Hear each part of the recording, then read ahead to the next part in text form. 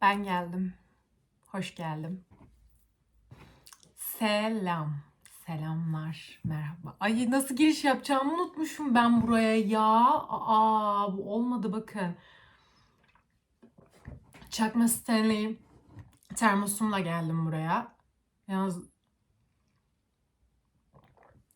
nasıl okunuyordu onu da bilmiyorum. Stanley miydi? Stanley miydi? Durun şimdi ben buna taktım bir saniye. Bunu hemen şu an rezil olmamak için Google Translate'ten okunuşuna bakmam lazım. Stanley Termos. Ay bir dakika çok içten güldüm. Portekizce ne alaka? Portekizce açık. Niye Portekiz malı mı? Stanley Termos. Stanley Termos. Neyse. Stanley'miş doğru söylemişim. Çok da utanmama gerek yok. Biz bizeyiz nasıl olsa diye düşünüyorum. Şeyi fark ettim bu arada pipet ya. Fark etmedim aslında bu hep böyleydi. Pipetle daha çok fazla su içiyorum. Daha kolay içiyorum. Nedenini bilmiyorum sanırım. Üşengeçlik hani böyle kafayı dikmektense pipetle çekmek daha kolay geliyor yani. Ve bu üçüncü dolduruşum şu an şu sürahiyi, termosu artık her neyse. Böyle cipsimi de aldım. Böyle açtım kamerayı sohbet edeceğiz. Anlamış olacağınız üzere. Sebebi ise hayat zor. Bence gayet güzel bir giriş yaptık. Şimdi evet arkadaşlar. Öncelikle fark ettiyseniz kendime dönen koltuk aldım. Biraz dönmem lazım bir saniye. Şimdi bakın. Artık benim de dönen sandalyem var. Tamam bu mutlu olmam için bir sebep. Şimdi evet artık başlayabiliriz şımarıklığımız bittiğine göre. Şimdi önemli bir konu hakkında konuşacağız. Her zamanki gibi bu kanalda önemli olmayan hiçbir konu zaten konuşulmadı bu zamana kadar. Sebebi tamamen hayatın zor olması yani. Hayat çok zor ve artık bu zorluğa tahammül edemediğim için aynaya bakarak konuşmak yerine kameramı açıp konuşmanın daha mantıklı olacağına karar verdim. Ve şu an karşınızdayım. Yani 22 yaşındaysanız gerçekten hayat çok zor yani. Ben bunu artık akıl erdiremiyorum ve böyle kendi kendime konuşmak istedim kamerayı açıp. Çünkü ben yoruldum. Şahsen ben çok yoruldum hayattan. Anlatabiliyor muyum? Hani yorulduğum için artık böyle şeyim de bitti. Hani hayatımda yaşadığım travmalarımı espriye vurma, kendimle dalga geçme, arkadaşlarımla bir de üstüne dalga geçme faslını artık atlattım. Artık medeni insan gibi bunu konuşmaya karar verdim kameraya bakarak. Yorumlarda siz de yardımcı olursunuz, birbirimize yardımcı oluruz diye düşünüyorum. O yüzden böyle bu kamerayı açtım. Bu kamerayı açmışken de kendime cips de koydum. Suyumu da aldım. Böyle güzel bir sohbet edelim istedim yani. Bence güzel ettim diye düşünüyorum. Şimdi önemli konumuz şu arkadaşlar. Önemli konumuz bence bu sıkıntının en büyük sebebi 22 yaşında olmam. Şimdi diyeceksiniz de ne alaka hani yani. Hayatının daha yarısına bile gelmedim belki. Neden bu kadar gerildin diyeceksiniz ama şöyle bir durum var. Bence 22 yaş çok önemli bir yaş. Çünkü ben mesela bir röportaj izlemiştim ve orada adam şey demişti. 22 yaşındaysanız ve böyle düşünüyorsanız korkmayın bu çok normal demişti. Böyle adam sanırım 50 küsur yaşında bir şeydi. Çünkü hayatı deneyimlemek istediğiniz ve aynı zamanda deneyimleyemediğiniz bir yaştasınız. Çünkü başınıza her şey gelebilir. Her şeyi yapabileceğinize inanabileceğiniz, aynı zamanda hiçbir şey yapamayacağınıza inandığınız bir yaştasınız. Tarzı bir şey demişti ve o kadar haklı ki. Açıp açıp tekrar izlemiştim ben o röportajı. Yani çünkü ben öyle hissediyorum. Yani şöyle bir şey bu. Şu an her şey yapmak istiyorum. Aynı zamanda hiçbir şey yapmak istemiyorum. Anlatabiliyor muyum? Hani çok değişik bir şey. Yani her şey yapabilecek güce sahibim. O cesareti alabilecek, o özgüveni sağlayabilecek durumdayım kendimde. Ama günlerce yataktan yatıp sadece dizi izleyerek hayatımı da geçirebilirim. Anlatabiliyor muyum? Odamdan çıkmayarak, bütün arkadaşlarımla iletişimi keserek, sadece odamda yaşayarak, uyuyarak falan hayat sürdürebilirim. Gerçekten o psikolojiye de sahibim. Yani bu ikisini de yapabilirim. Seçmek, deneme yanılma benim elimde. Ve bu benim elimde olması da çok korkunç bir şey, anlatabiliyor muyum? Zaten belli kararların benim elimde olması çok korkutucu bir şey. Yani bu beni her zaman çok germiştir. Ben mesela ciddi kararlara verebilen bir insan değilim. Ben karar verebilen bir insan değilim zaten yapım gereği. Bir ara cidden karar veremiyordum. Ve böyle şey yapıyordum, hani böyle arkadaşımı arıyordum, diyordum ki bunu mu yapayım söyle. Arkadaşım diyor ki ne diyorsun Aybüke, hani yap bir şey falan diyordu. Ya söyle diyorum, hangisini yapayım? O diyordu ki A'yı yap diyordu mesela. Tamam diyordum, kapatıyordum, A'yı yapıyordum ve hayatıma devam ediyordum. Hani eğer neden B yapmadım diye düşünürsem de hani arkadaşımı da suçlamıyordum. Çünkü o karar veremiyorum. O karar verecek ve ben hayatımı devam ettireceğim. Hani böyle bir saçmalık olabilir mi? Ben annemi arıyordum. Diyordum ki anne olmuyor yani, karar veremiyorum. Ne yapmam gerekiyor? Annem diyordu ki şunu yap. Tamam diyordum, yapıyordum. Ve sonuçlarına katlanıyordum ya. Böyle saçma bir hayat sürüyordum belli bir dönem. Ciddi manada. Hani şöyle yani, bir şey söyleyeyim mi? Hani bu sadece büyük kararlar için falan da geçerli değil bu arada. Hani yani atıyorum, bir yere gideceğim. Anne yürüyerek mi gideyim yoksa otobüse mi bineyim? Hani yani buraya gelmiştim artık. Bu raddeye gelmiştim. Böyle karar veremiyordum. Sanırım bu beni korkutan şey pişmanlıktı. Sonradan duyduğum pişmanlık ya da yaşama korkusu, artık ne derseniz deyin bilemiyorum. Ben de artık kendimi o sıralar çözemiyordum ama en son zaten bunun farkına vardığım zaman buydu yani. Bu kadar saçma bir soru sormuştum anneme. Hani yani otobüs mü kullanmalıyım, yürümeli miyim? Yani demiştim ki abi, bu hayatında buna sen bile karar veremiyorsan hani kimin karar vermesini bekliyorsun, ya da bu hayatı sen mi yaşıyorsun ya da başkası mı yaşıyor diye kendime çok kızmıştım, hatırlıyorum. Sonra oradan sonra biraz toparladım kendimi. Hani yani daha basit kararları kendime zorla verdirttim. Aslında belki de şey olduğunu gördüm bunu, hani kararlarım sonucunda katlandığım şeyler beni üzdüğü için sanırım artık karar vermek istemiyorum ya da bir şey yapmak istemediğimi falan fark ettim. Hani siz de böyle bir şey yaşadınız mı bilmiyorum ama bunu fark ettikten sonra biraz daha kendime yüklendim ve hani Allah şükür hangi yoldan gideceğime falan artık kendim karar verebiliyorum, merak etmeyin, büyüdüm. Yani çok saçma bir şey oldu bu ama yani böyle bir şey anlatabiliyor muyum? Yani karar vermek beni her zaman çok germiştir. O yüzden dediğim gibi hani özellikle bu 22 yaşa bu kadar takılmamın sebebi bu.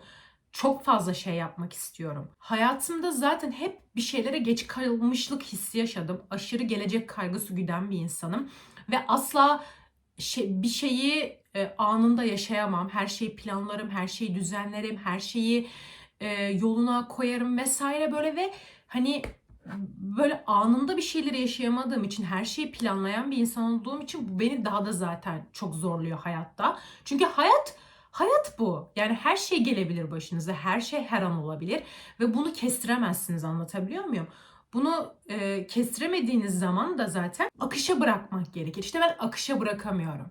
Akışa bırakamadığım için çok tökezliyorum ve tökezledikçe kendime kızmaya ya da olduğum yerde saymaya devam ediyorum.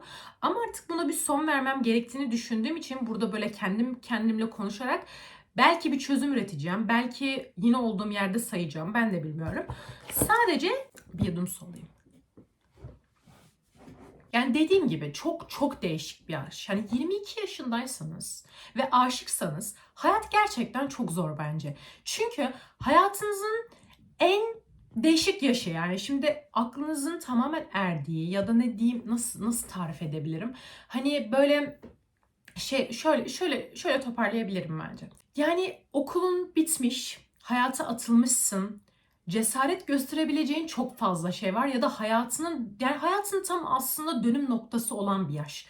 Aşık olabilirsin, evlenebilirsin, kariyer yapmak isteyebilirsin, yüksek lisans yapabilirsin, kendi işini kurmak isteyebilirsin, böyle bir işe girişip bu cesareti gösterebilirsin.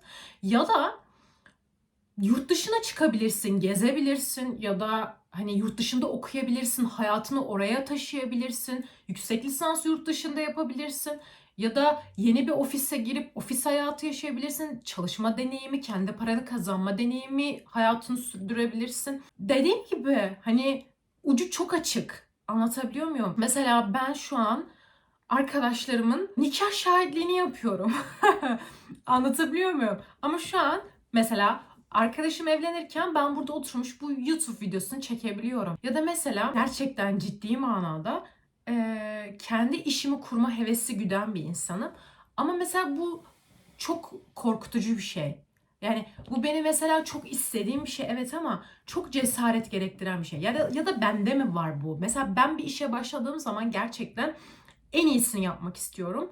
Ve o en iyisi olana kadar da mesela gerçekten buna çok çaba gösteriyorum. Yani çok çaba göstermem gerektiğini de zaten düşünüyorum. Ve hani benim için en güzeli olması lazım. Mesela şu an en güzeli değil. Bunun farkındayım. Ve en güzeli olması için çok çalışmam gerektiğini de farkındayım. Ama bu çok çalışma düşüncesi bile beni çok geriyor. Yani kısaca size şöyle özetleyeyim. Çok fazla şey yapmak istiyorum.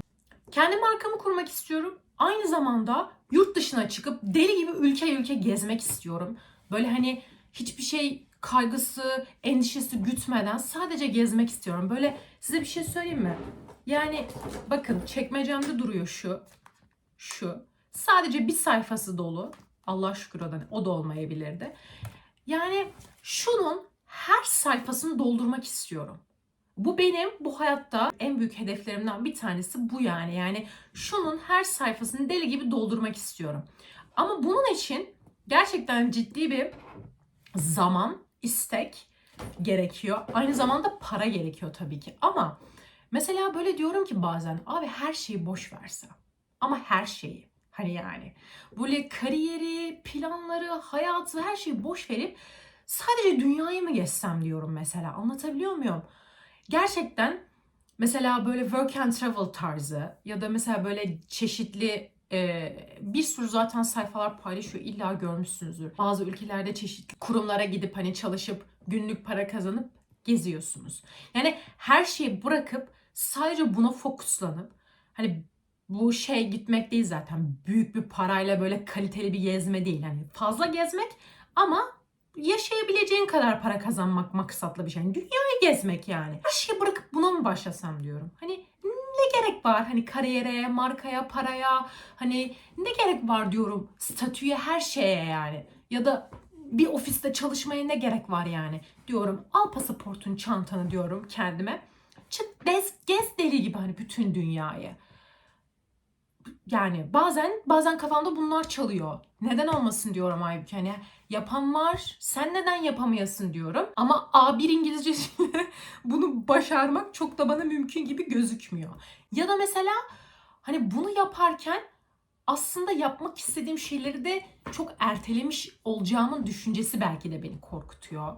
Ya da belki de tek başıma bunu yapabilecek bir özgüvene sahip olmadığım için de bu beni korkutuyor olabilir. Ya da belki gerçekten tek istediğim şeyin bu olmadığının farkında olduğum için.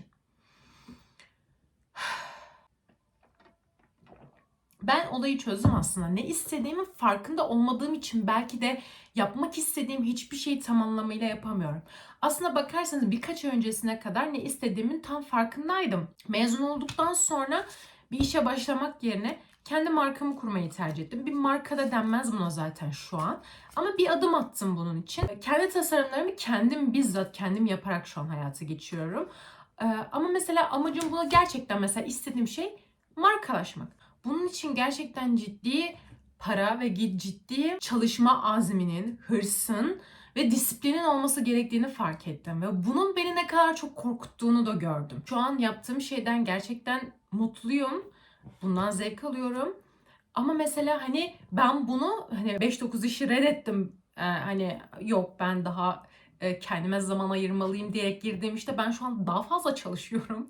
Daha fazla stres altındayım. Daha fazla sorumluluk sahibi olmam gerekiyor yani. Her şey daha fazlalaştı. Belki de şu an bu sorumluluk beni bu kadar geriyordur ya da korkutuyordur ya da istediğim yere gelememe korkusu ya da mesela şöyle bir şey var. Çalıştığın kadar kazanıyorsun. Şöyle bir şey oldu bana. Her şeyin bana bağlı olduğunu hissettim bizzat. Hani staj da yaptım. Çalışma deneyimim de oldu belli bir süre. Yani birine bağlı çalıştığınız zaman ya endişe etmeniz gereken çok da bir şey olmuyor. Hani size verilen sorumluluk dışında anlatabiliyor muyum? Çünkü belirli bir saatte bir ofiste olacağınızı biliyorsunuz. Aynı zamanda hangi ay paranızın yatacağı ve ne kadar paranız olduğunu biliyorsunuz. Buna göre yaşayabiliyorsunuz. Kafanız rahat ilerleyebiliyorsunuz. Ama şu an benim kendi durumumda ne zaman ne kadar ürün yüklersem bile ne kadar satışa sahip olursam o kadar para kazanabiliyorum. Ya da mesela ne kadar çaba gösterirsem o kadar ilerleyebiliyorum. Ne kadar istersem o kadar alabiliyorum. Hani bunun bir de alamama durumu da var. Hani istekle de alakalı değil. Disiplin burada ortaya giriyor zaten. Her şey isteğe bağlı çalışmıyor bu statüde. Hani bunu da deneyimlediğim için ve böyle aydınlanma yaşıyorsunuz hani. Evet diyorsunuz. Şimdi böyle gidiyor ama diğer ay böyle olmayabilir. Diğer ay diyorsunuz hani bunu yükseltmem için şöyle yapmam lazım gibisinden ya kendinize bir strateji sağlamanız gerekiyor. Çünkü hayat bu. Hani ben sadece kendi kazandığımla yaşıyorum ya da hayallerimi gerçekleştirebilmem için bunları sağlamam gerekiyor. Yani böyle. Anlatabiliyor muyum? Bunlar mesela belki de gelecek kaygısı güttüğüm için bu kadar benim kafamı kurcalıyordur. Yani ben biraz aslında çok mantıkçıl bir insanım. Bir şey söyleyeyim mi? Aşk 101'i izlediyseniz orada Osman karakteri vardı. İnşallah Osman'dır orada da. Fındık yiyordu ya sürekli. Ya ben o çocuk gibi düşünüyorum. Hani para hesabı yapmadan şuradan şuraya adım atamazsınız bence. Ya şöyle bir şey. Her şey paradır demiyorum. Ama hayatınızı planlamadığınız, bir şey kazanmadığınız müddetçe yani hayallerin gerçekleşmesi çok da gerçekçi gelmiyor bana. Çünkü hani vize almak, belli bir yerden bir yere gitmek yani bu paranız olmadan düşünemeyeceğiniz bir şey ya da zamanınız olmadan düşünemeyeceğiniz bir şey. Yani bir ofiste çalışsanız bile eğer siz izin alamıyorsanız, belli bir istediğiniz zamanı kendinize yaratamıyorsanız zaten o zaman zamandan dolayı gezemiyorsunuzdur. Ama zamanınız bol, istediğiniz zaman istediğiniz yere çıkabiliyorsunuz. O zaman paranız yoksa yine gezemiyorsunuz. Anlatmak istediğimi anladınız mı? Yani biraz fazla mantıkçıl bir insanım. Hani anı anında yaşayabilme duygusuna da sahip olmadığım için sanırım bu kadar hesaplama yapıyorum kafamda. Belki de bu şeyi yaşayamıyorum ben. Anı anında yaşayalım. Boş ver o kadar düşünme olayını yapamıyorum. Benim hesaplamam lazım. Şu kadar şu kadar şu kadar biriktirmem lazım. Şu kadar şu kadar şu kadar zaman ayırmam lazım. Şuradan şuraya şöyle gitmem lazım. Anlatabiliyor muyum? Hani şuraya gelmem lazım. Böyle yani benim kafam her gün her zaman böyle çalışıyor. Yani ve bence bu çok yorucu. Çok yorucu. Yani akışa bırak. Bu video editlerken biraz kendimden korkacağım bence. Çünkü biraz fazla dürüst konuştum. Yani dürüst konuştum derken böyle çok kafamın içinde konuşamadım. Kafamın içinde konuşulan şeyleri böyle söylemek biraz rahatlattı aynı zamanda. Biraz beni de korkutmadı değil. Hani ya da bunları düşünen tek ben miyim? O yüzden mi ben tek ben olduğumu düşündüğüm için mi böyle düşünüyorum onu da bilmiyorum. Çok fazla şey düşünüyorum. Bu çok fazla şey düşünmek de beni daha fazla şey düşündürmeye zaten itiyor. Yani kendimi kısacası anlamıyorum. Çok da anlamak istemiyorum. Çok bırakalı çok oldu kendimi anlamayalı. Anlamaya çalışmayalı. Yani anlamaya çalışmayı bırakalı çok oldu. Ya bilmiyorum ya. Ya ben bu yaşı sevmedim, anlatabiliyor muyum yani? Ben gerçekten böyle sadece pazar günleri çizgi film izlemek için uyandığım o sabahı geri istiyorum. Şaka değil. Gerçekten. Hani bu arada hatırlıyorum ben çok büyümeye takıntılı bir insandım küçükken. Büyüyünce affedersiniz bir şey olacak zannediyordum. Olmuyor yani. Olmuyor. İnanın olmuyor yani. Ben gerçekten o pazar günleri o çizgi film için otomatik uyanıyordum resmen zaten. O saatte tam çizgi film başlayacağı saatte. Yani o zamana geri dönmek istiyorum ya. Tek derdim çizgi film izlemekti. Çok güzel zamanlardı. Beni oraya tekrar bir ışınlayın, ben bir kendime geleyim ya. Vallahi billahi. Zaten 2011'den sonrası sarmadı, olmadı, tutmadı. Benim her evrem bir garipti zaten. Liseden sonra çok şey değişti bende. Hani lisede çünkü güzel sanatlara hazırlanıyordum ve arka sırada çizim yapan, hayatımı sadece çizim yaparak yaşayacağımı zanneden bir kızdım ben. Ders çalışmazdım. Çalışırdım da iyi olmazdı. Çok da takmazdım güzel sanatlara gideceğim diye. Son senemde kapatıldıktan sonra ders çalışmaya çalıştım. O da tutmadı. İç mimarlık istediğimden çok emindim mesela. Çok emindim yani. 2 yıllık bölüm okudum. 2 yıllık bölüm okuduğum için mesela Erasmus gibi bir şeyden de yararlanamadım. Hiç öyle bir topa giremedim çünkü ancak 4 yıllığa tamamlamaya çalışıyordum bölümümü. İç mimarlığa geçtim. İç mimarlığa geçtikten sonra hayat zaten daha da zorlaştı yani. Öyle böyle çok zorlaştı. Hayatımda sanırım en güzel şey yurtta kalmaktı. Mezun olduktan sonra da bakın seramik yapıyorum şu an. Çok enteresan değil mi? Mesela size şöyle bir şey söyleyeyim.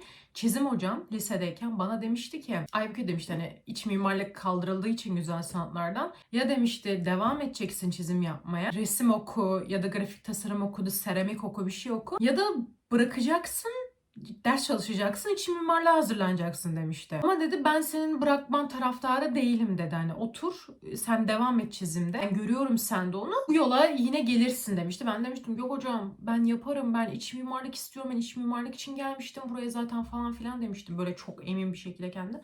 Bana ne demişti biliyor musunuz? Sen dönüp dolaşıp geleceksin demişti. Güzel sanatlarla alakalı bir şeye geleceksin demişti. Sarmayacak seni demişti iç mimarlık. Bu arada sardı bu arada iç mimarlık. Bölümümden çok memnunum. O konuda hiçbir sıkıntı yok. Yine olsa yine bu bölümü okurdum. Ama yine dönüp dolaşıp geldim yani. Hocamın dediği de oldu mesela. Şu an seramik yapıyorum. Çok da seviyorum. Çok da memnunum, mutluyum. Mesela bazen ne yapmak istiyorum biliyor musunuz? Böyle emekçi bir dükkanım olsun küçük valla. Böyle küçücük bir dükkanım olsun. Akşamdan sabaha kadar seramik yapayım. Vallahi gelin siz de birlikte seramik yapalım. Seramik workshop'u falan, kahve içelim, sohbet edelim, seramik yapalım. Gelin gidin. Böyle arkadaşlarım gelsin çay kahve. Böyle anladın mı? Makara kikiri. Mükemmel bir hayat ya. Böyle bir hayat yani bunu da çok istiyorum biliyor musunuz? Bu da çok cazip geliyor mesela. O dükkanda akşama kadar çay demleyeyim, şey yapayım, seramik yapayım. Vallahi billahi. Terapi gibi. Çamur bütün negatif enerjilerimi de emer, alır götürür beni başka yerlere bence. Bir konudan daha bahsetmek istiyorum arkadaşlar. Bu konuda şu. Şöyle bir şey oldu çünkü. Anneme bahsettiğim zaman ilk bu kafamdaki sesleri annem çok korktu tamam mı? Ama sonra benim gibi birilerinin olduğunu da öğrenmiş. Eğer sizde de varsa bu diye ben hayatımda bunun çözümünü buldum. Yani şöyle bir şey. Kafamda gerçekten çok fazla şey konuşuyor. Çok fazla kişi konuşuyor. Çok fazla ses var. Hani ben olduğum yerde bile benim kafamda çok fazla ses var. Hani benimle konuşan. Ben hatta aynaya bakarak kavga ettiğimi biliyorum o kafamdaki seslerle. Yani enteresan, çok korkmayın. Böyle bir durumum var yani. Bundan artık gocunmayacağım. Bunu ben kabul ettim. Benliğimle bütünleşti bu durum. Durumun ben ufak çaplı bir çözümü buldum. Deli gibi müzik dinliyordum sesi bastırmak için. Ciddi manada. 3 tane kulaklığım var. Bir tanesi AirPods, bir tanesi kablolu kulaklık, bir tanesi de bu. Şöyle dışarı çıkıyorum. AirPods'umun şarjı biter.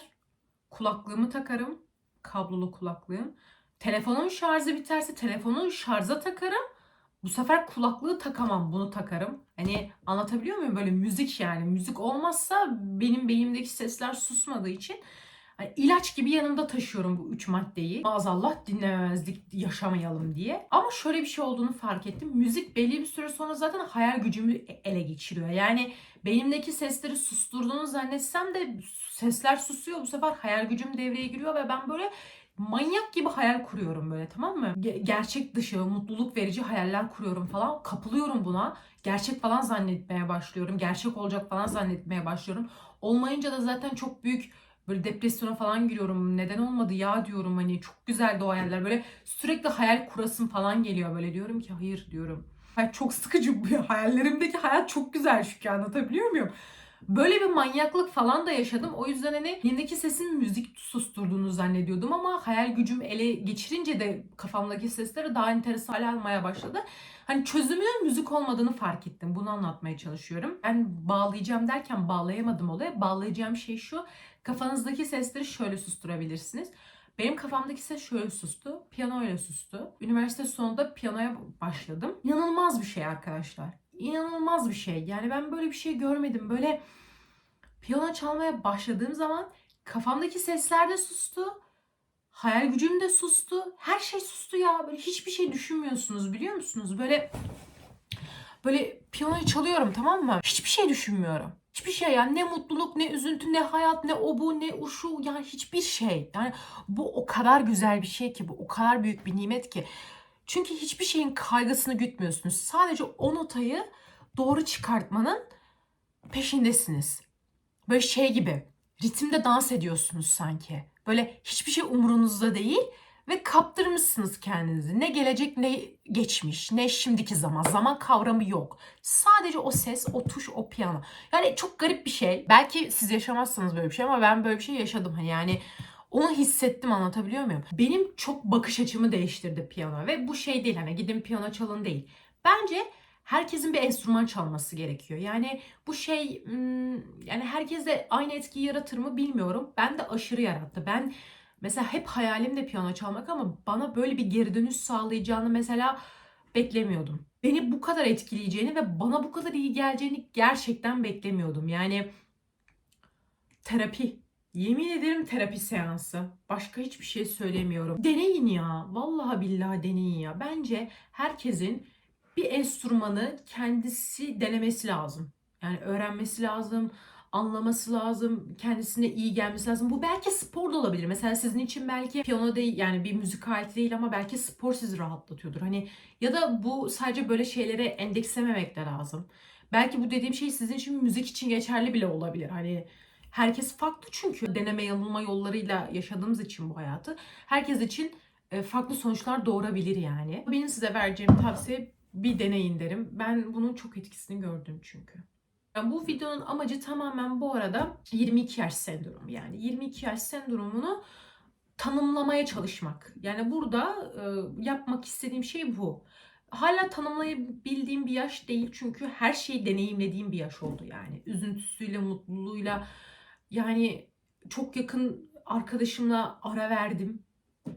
Benim hayatımı çok etkiledi bu. Suçu başka insanlarda buldum ama suçun bazı durumlarda kendimde olduğumu fark ettim. Bu da büyümenin verdiği bir etki, onu da gördüm. Genelde çok mantıkçıl bir insan olduğum için ve genelde haklı çıkarım. Hani bu övünmek gibi olmasın ya da övünmek gibi bir şey de değil. Genelde kendimi ciddi manada çünkü her şeyi hesapladığım için, her şeyi düşündüğüm için, objektif yaklaştığım için, hayatıma da aşırı objektif yaklaştığım için genelde haklı çıkarım ve haklı görürüm kendimi ve yani kendimi haklı görmediğim çok fazla şey oldu. Bu da mesela beni çok garip karşıladım yani. Ve hani bunu kendime itiraf etmek de biraz zorladı. Enteresan bir şey değil mi? Yani dedim kendime haklı değilsin Aybüke dedim, burada otur dedim ve düzelt bu durumu. Yani böyle arkadaşlık ilişkileri, normal ilişkiler, aile ilişkileri, böyle her şeyin karıştığı, her şeyin birbirine girdiği, kaos ya da monoton sakinlik, her şeyin yaşandığı bir yaş. Hala çözemediğim, çözmeye çalışmaya çalıştığım bir yaş. Bazen de şey yapmak istiyorum biliyor musunuz? Deli gibi araba sürmek istiyorum böyle. Sonunu bilmeden. Böyle uçsuz bucaksız bu yolda araba sürmek istiyorum. %200 de basmak istiyorum böyle. Niye acaba? Çok da sorgulamamak lazım. Benim belki hatam o da olabilir. Çok sorguladığım için, çok düşündüğüm için. Ya da sadece harekete geçmek lazım. Yani bunları düşünmek yerine, bunları planlayıp hayata geçirmek lazım. Hani oturup olduğun yerde saymak yerine hayatım bu Aybüke, bunu kabullen deyip bir yerden başlamam lazım. Ya da devam etmem lazım. Sanırım bunu yapmam lazım.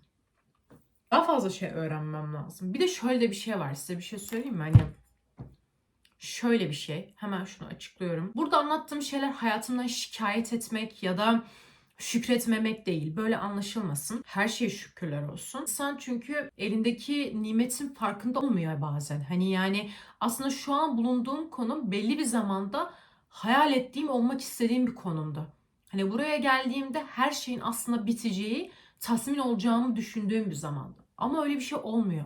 Yani tatmin olmak belli bir güne, belli bir zamana bağlı olmayan bir şey olduğunu fark ettim, keşfettim ben. Böyle bir şey değil bu. Ben mesela bazı şeyleri çok anlam yükledim ve onu elde ettiğim zaman bunların biteceğine inanıyorum ve olmuyor, bitmiyor. Bunu kabullenmek lazım. Ben bunu kabullenemediğim için belki de bu sıkıntıyı çok fazla hayatımda yaşadım. Bu da bir nokta. Değinmek istediğim şey şu. Sıkıntı şurada. Her şeyi yapabilirim, hiçbir şey yapmayabilirim de. Buradayım. Mesela bir hafta aşırı disiplinli olabiliyorum. Her şeyi yapabiliyorum. Her şeyi düzene sokabiliyorum. Her şey istediğim gibi gidebiliyor. Bir hafta hiçbir şey yapmak istemiyorum. O yataktan çıkmıyorum. Çıkmam gerektiğini bildiğim halde kabul etmiyorum. Kendime bütün negatif enerjiyi kendime yüklüyorum. Hatta sen hiçbir şey başaramazsın. Sen kimsin ki diyorum kendime. Hani sen kimsin ki bunu yapabileceksin? İnsanlar yapmış zaten. Sen yapsan ne olur diyorum. Gidiyorum, kızıyorum kendime. Bazen böyle oluyor. Anlatabiliyor muyum? Hani bazen gerçekten yapamayacağıma kendimi oturup inandırıyorum. Oturup üzüyorum kendimi. Ama bazen de öyle bir motive sağlıyorum ki kendime. Niye yapamayasın ki? Senin yapmamanı ya da denememeni gerektirecek şey ne? Yapama diyorum kendime. Ama en azından yaptım dersin, denedim dersin. Dene, yanıl. Dene, yanıl. Belki tutar, belki tutmaz. Tutarsa kim sana kızacak ya da tutmazsa kim sana kızacak? Hayat senin, seçmek senin, denemek senin diyorum sonra kendime. Ve düzeliyorum, toparlıyorum, devam ediyorum ve bu kısır döngü böyle dönüyor. Ama okuduğum, denediğim şeylerde de zaten şöyle diyorlar. Hani olay burada zaten. Sen bu yaşını, bu 22, 23, 24 yaşlarını nasıl değerlendirirsen, nasıl geçirirsen bundan sonraki olmak istediğin kişi o hayatta zaten olmak istediğin kişi olacaksın. Yani yatarak geçirirsen sisteme bağlı, yatarak geçiren bir insan olacaksın hayatını. Ama kendine bir şeyler kattığın, sürekli denediğin, yanıldığın ya da başarabildiğin bir hayatı seçersen, bunun için çalışırsan o zaman belki de gerçekten o başarmak istediğin hayata dahil olmuş bir insan olacaksın. Senin elinde olan, sana bağlı olan bir şey. Çoğunluğun yapmadığı bir şey yapmak sanırım beni korkutan şey bu. Halbuki bazen diyorum ki iyi mi yaptım kötü mü yaptım hala bunun kararını veremiyorum. Mutluyum. Her şey güzel. Ama korkutucu. Sonunu göremediğim için korkutucu. Gerçekten sonunu kestiremediğim için korkutucu. Ve bunu denemeden, yanılmadan asla ama asla anlayamam.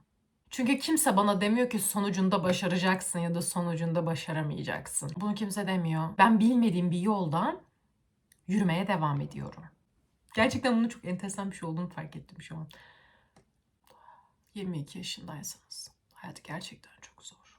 Her gün kararlarımın değiştiğine şahit oluyorum. Mesela böyle değildi. Mesela ben ortaokuldayken falan simsiyah giyinen bir insandım, tamam mı böyle? Bu da tamamen şey yani. Cool olduğumu zannediyordum. Sadece siyah giyiniyordum. Derdim neydi bilmiyorum açıkçası.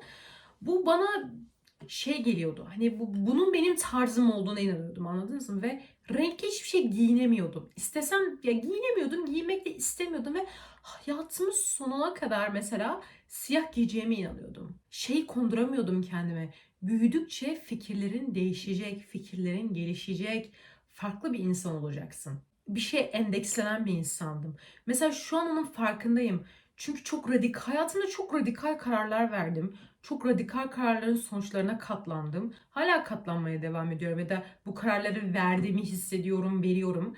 Ve böyle şeyi artık kabullendim şükür. Hani 22 yaşımda bunu kabullendiğim için kendimi tebrik ediyorum. Her gün yeni bir başlangıç. Yani her gün ya da her saat, her verdiğin karar yani yarın farklı olabilir. Yani olay şu.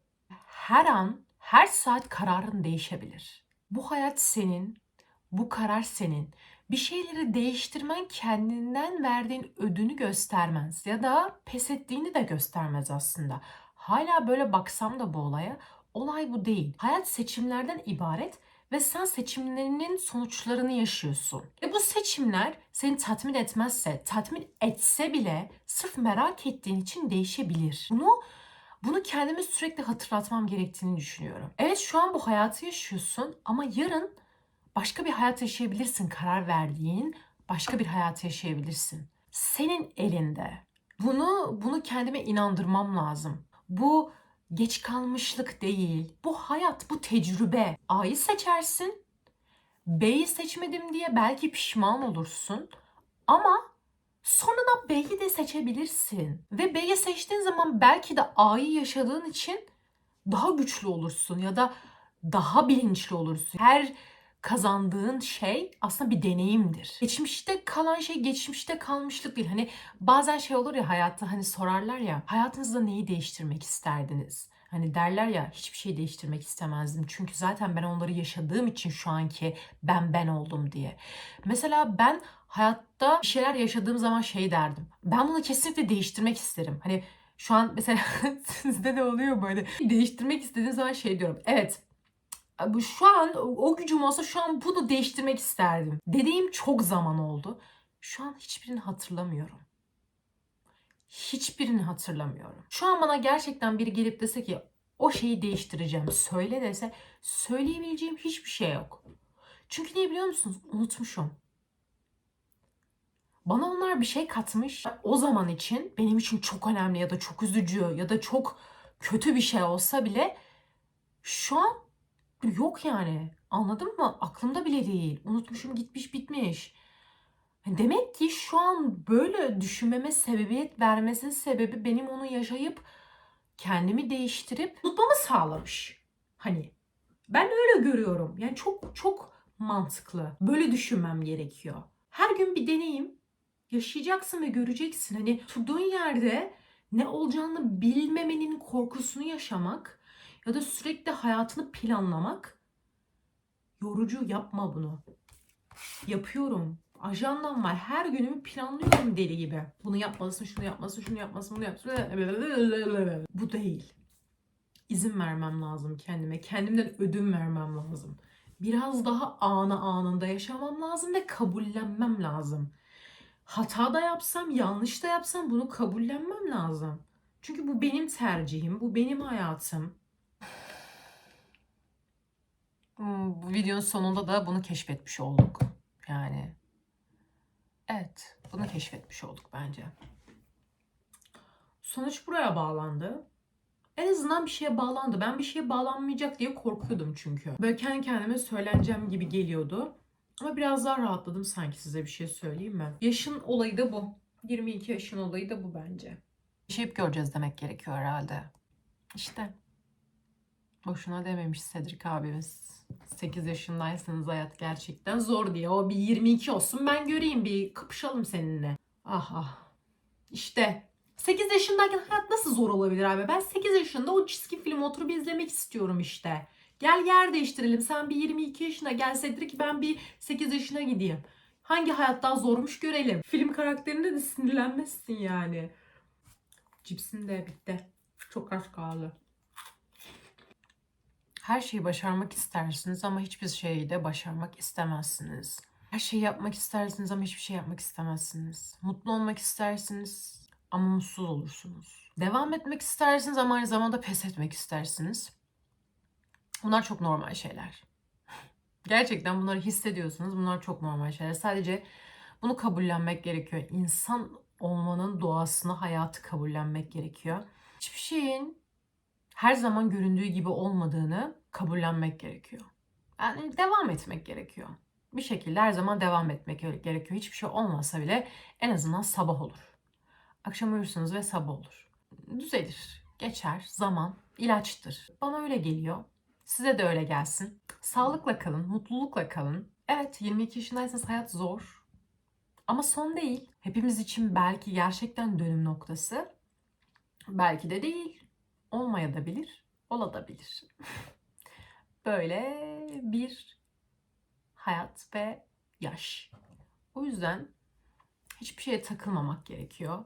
Sadece devam etmek gerekiyor. Her şey değişebilir. Hayat işte. Hani ne zaman ne getireceği hiçbir zaman belli olmayan, senin çizemediğin, senin için çizilmiş bir hayat ama senin kararlarınla şekillenmiş bir dünya. Enteresan.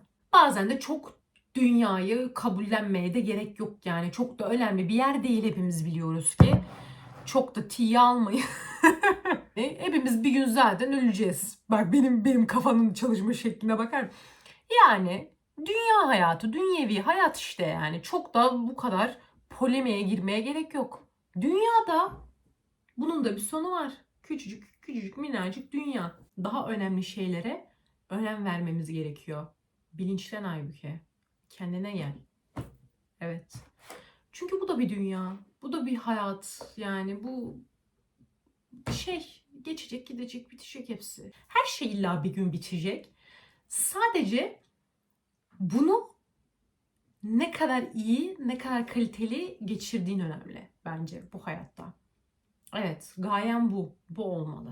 Son bir cipsimi de yediğime göre bence bugünkü konuşmayı burada bitirebiliriz diye düşünüyorum. Vallahi düşüncelerinizi aşırı merak ediyorum. Bayağı merak ediyorum yani. O yüzden yorumlara yazın. Konuşalım. Öyle.